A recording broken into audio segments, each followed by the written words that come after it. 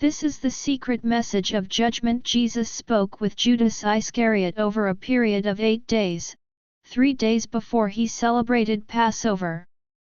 When he appeared on earth, he did signs and great wonders for the salvation of humanity. Some walked in the way of righteousness, but others walked in their transgression, so the 12 disciples were called. He started to tell them about the mysteries beyond the world and what would happen at the end. Often he didn't reveal himself to his disciples, but you'd find him in their midst as a child. One day he was with his disciples in Judea. He found them sitting together practicing their piety. When he came up to his disciples sitting together praying over the bread, he laughed. The disciples said to him, "Master, why are you laughing at our prayer? What have we done? This is what's right." He answered and said to them, "I'm not laughing at you. You're not doing this because you want to, but because through this your God will be praised." They said, "Master, you are the Son of our God." Jesus said to them, "How do you know me? Truly I say to you, no generation of the people among you will know me." When his disciples heard this, they started to get angry and furious and started to curse him in their hearts. But when Jesus noticed their ignorance, he said to them, "Why are you letting your anger trouble you? Has your God within you and his stars become angry with your souls? If any of you is strong enough among humans to bring out the perfect humanity, stand up and face me." All of them said, "We're strong enough." But their spirits weren't brave enough to stand before him except Judas Iscariot. He was able to stand before him, but he couldn't look him in the eye, so he looked away. Judas said to him, "I know who you are and where you've come from. You've come from the immortal realm of Barbelo, and I'm not worthy to utter the name of the one who sent you." Then Jesus, knowing that he was thinking about what's exalted, said to him, "Come away from the others and I'll tell you the mysteries of the kingdom. Not so that you'll go there, but you'll grieve much because someone else will replace you to complete the 12 elements before their God." Judas said to him, "When will you tell me these things, and when will the great day of light dawn for the generation?" But when he said these things, Jesus left him.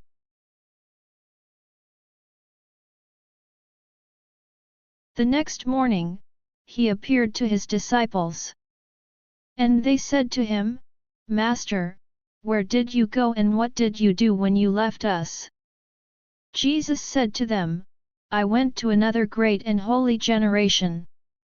His disciples said to him, "Lord, what great generation is better and holier than us, that's not in these realms?" Now when Jesus heard this, he laughed.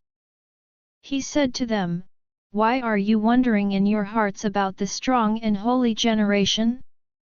Truly I say to you, no one born of this realm will see that generation, no army of angels from the stars will rule over it, and no person of mortal birth will be able to join it, because that generation doesn't come from, that has become, the generation of the people among them is from the generation of the great people, the powerful authorities who, nor the powers, those by which you rule."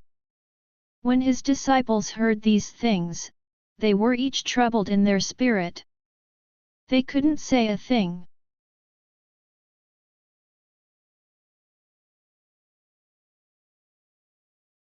Another day Jesus came up to them.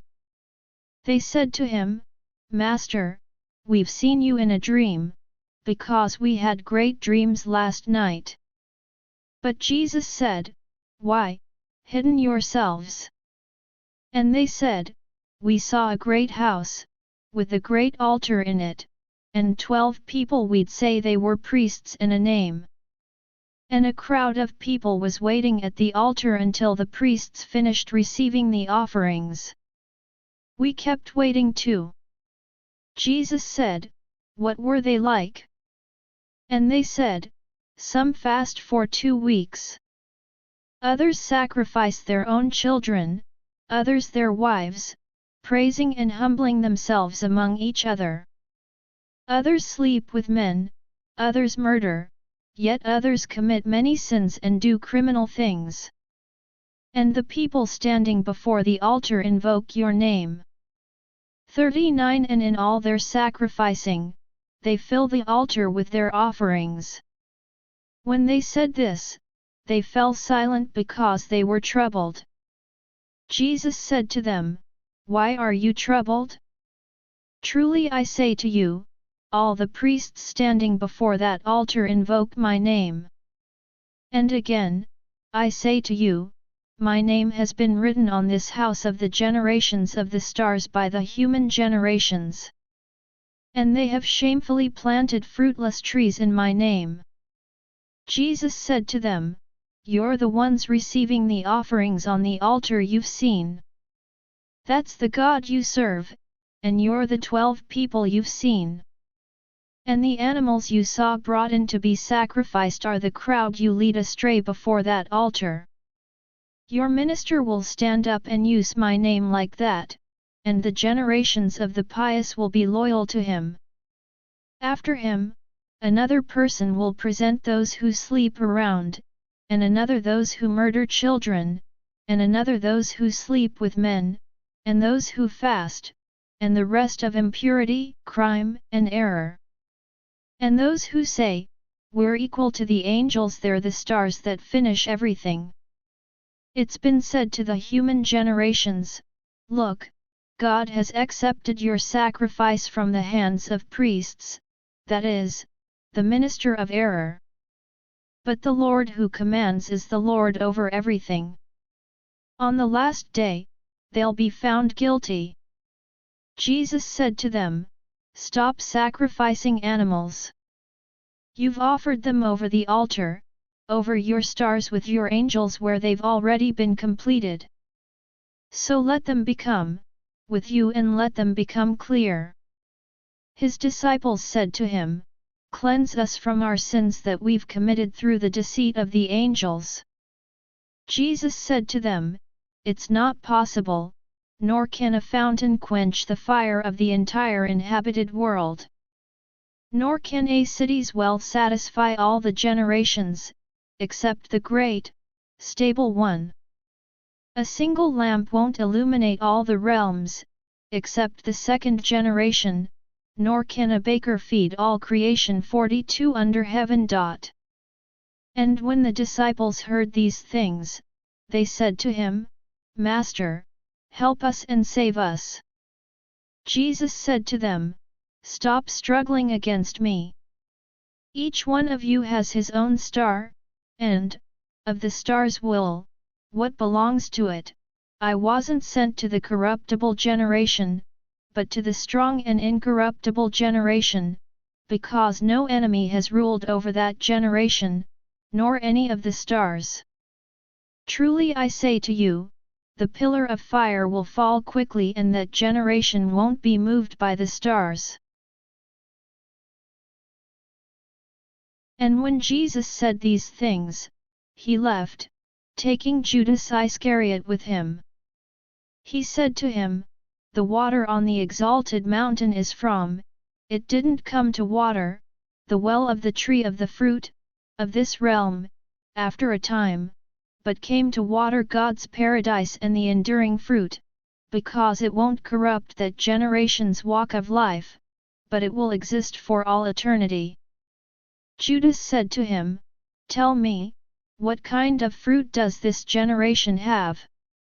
Jesus said, "The souls of every human generation will die, however, when these people have completed the time in the kingdom and the Spirit leaves them, their bodies will die but their souls will live, and they'll be taken up." Judas said, "What will the rest of the human generations do?" Jesus said, it's not possible to sow on rock and harvest its fruit. In the same way, it's not possible to sow on the defiled race along with the perishable wisdom and the hand which created mortal humans so that their souls may go up to the realms above. Truly I say to you, no ruler, angel, or power will be able to see the places that this great, holy generation will see. When Jesus said this, he left. Judas said, Master, just as you've listened to all of them, now listen to me too, because I've seen a great vision. But Jesus laughed when he heard this. He said to him, Why are you all worked up, you 13th demon? But speak up, and I'll bear with you. Judas said to him, In the vision, I saw myself. The 12 disciples are stoning me and chasing me rapidly. And I also came to the place where I had followed you. I saw a house in this place, and my eyes couldn't measure its size. Great people surrounded it, and that house had a roof of greenery. In the middle of the house was a crowd. Master, take me in with these people. Jesus answered and said, Your star has led you astray, Judas, and that no person of mortal birth is worthy to enter the house you've seen, because that place is reserved for those who are holy. Neither the sun nor the moon will rule there, nor the day, but those who are holy will always stand in the realm with the holy angels. Look, I've told you the mysteries of the kingdom and I've taught you about the error of the stars and, sent on high over the 12 realms. Judas said, Master, surely my seed doesn't dominate the rulers, does it?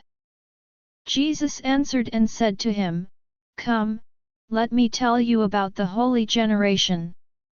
Not so that you'll go there, but you'll grieve much when you see the kingdom and all its generation. When Judas heard this, he said to him, What good has it done me that you've separated me from that generation? Jesus answered and said, You'll become the 13th, and will be cursed by the other generations and will rule over them. In the last days they'll, to you and you won't go up to the holy generation.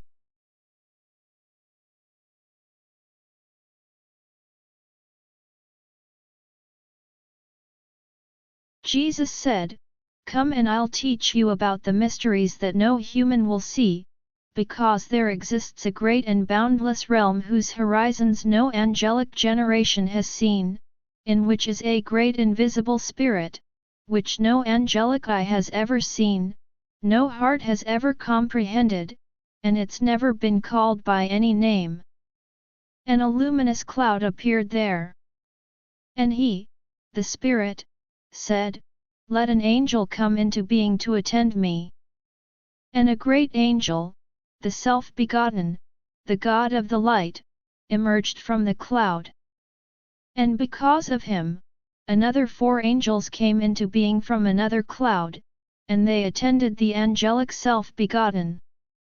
And said the self-begotten, Let a realm come into being, and it came into being just as he said. And he created the first luminary to rule over it.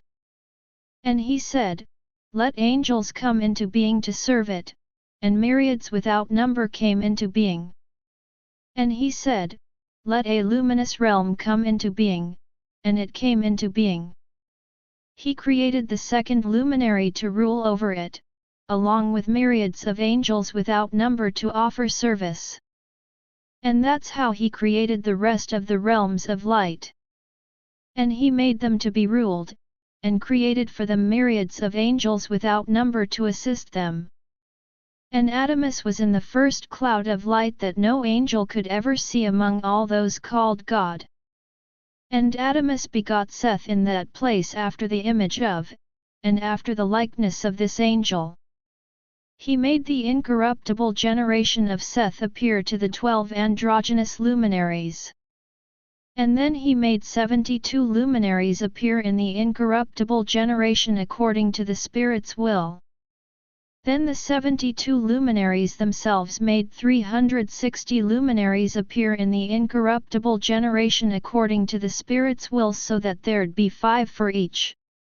And the 12 realms of the 12 luminaries make up their Father, with 6 heavens for each realm, so there are 72 heavens for the 72 luminaries, and for each one of them 5 firmaments, for a total of 360 firmaments. They were given authority and a great army of angels without number for honor and service, along with virgin spirits too, for the honor and service of all the realms and the heavens with their firmaments. Now the crowd of those immortals is called cosmos, that is, perishable, by the Father, and the 72 luminaries with the self-begotten and his 72 realms. That's where the first human appeared with his incorruptible powers. In the realm that appeared with his generation is the cloud of knowledge and the angel who's called Alalith. After these things Alalith said, "Let 12 angels come into being to rule over chaos and Hades." And look, from the cloud there appeared an angel whose face flashed with fire and whose likeness was defiled by blood. His name was Nebro, which means rebel. Others call him Yaldabaoth. And another angel, Saklas, came from the cloud too.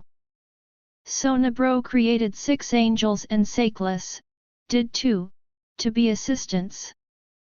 They brought out 12 angels in the heavens, with each of them receiving a portion in the heavens. And the 12 rulers spoke with the 12 angels, "Let each of you, and let them, generation, 5 angels.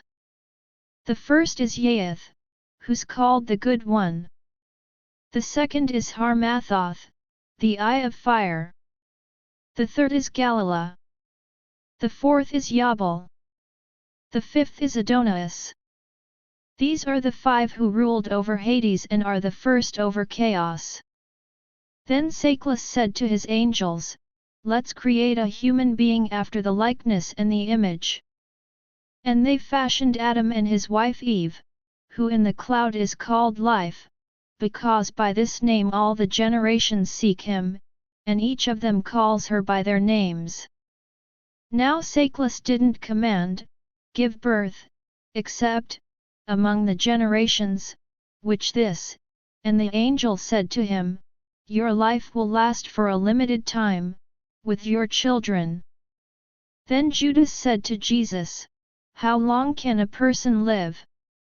Jesus said, "Why are you amazed that the lifespans of Adam and his generation are limited in the place he's received his kingdom with his ruler?" Judas said to Jesus, "Does the human spirit die?" Jesus said, "This is how it is. God commanded Michael to loan spirits to people so that they might serve. Then the Great One commanded Gabriel to give spirits to the great generation with no king, the spirit along with the soul. So the rest of the souls, light, the chaos, seek the spirit within you which you've made to live in this flesh from the angelic generations." Then God caused knowledge to be brought to Adam and those with him, so that the kings of chaos and Hades might not rule over them. Then Judas said to Jesus, "So what will those generations do?" Jesus said, "Truly I say to you, the stars complete all these things. When Saklas completes the time span that's been determined for him, their first star will appear with the generations, and they'll finish what's been said. Then they'll sleep around in my name, murder their children, and they'll, evil end, the realms, bringing the generations and presenting them to Saklas. And after that, will bring the 12 tribes of Israel from, and the generations will all serve Saklas, sinning in my name. And your star will rule over the 13th realm." Then Jesus laughed. Judas said, "Master, why are you laughing at me?" Jesus answered and said, "I'm not laughing at you but at the error of the stars, because these 6 stars go astray with these 5 warriors, and they'll all be destroyed along with their creations." Then Judas said to Jesus, "What will those do who've been baptized in your name?"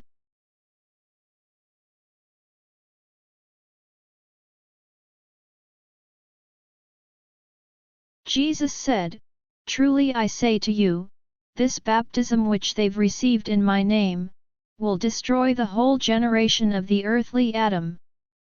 Tomorrow they'll torture the one who bears me. Truly I say to you, no hand of a mortal human will fall upon me. Truly I say to you, Judas, those who offer sacrifices to Sackless, everything that's evil. But you'll do more than all of them, because you'll sacrifice the human who bears me.